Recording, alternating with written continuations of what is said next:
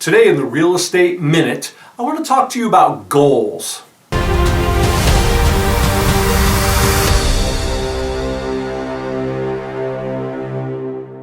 And so when you set the goals, you see, I believe success is a journey, not a destination, by the way. I don't think you get to a place of success. I think success is something that those of us that are achievement-minded chase. We're always in the pursuit of it. It is a journey, not a destination.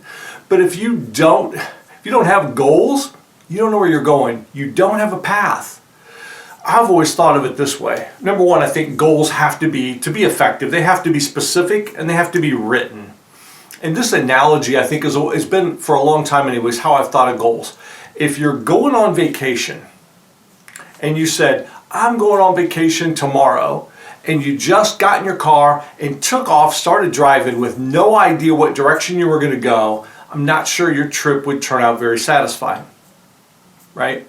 But yet if you know where you want to go, you've identified the goal, the destination, if you will, in this case, and you get in your car and you go out to the highway and you know that requires you to turn right and to go down 7 exits till you can exit off to get to the airport, and you have to go to a specific flight to get it. You know all the steps you'll have to take to get there. You'll know what time you have to leave. You'll know how fast you have to drive. You'll know what time you're going to arrive. You have a plan. And those are many goals inside of the big goal to arrive at your vacation destination.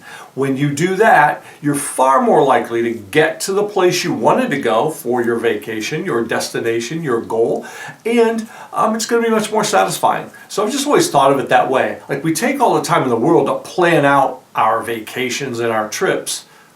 We should do the same for our goals. So I challenge you, go take a look at your goals. Are they specific? Are they written? Are they really the things you want and want to accomplish?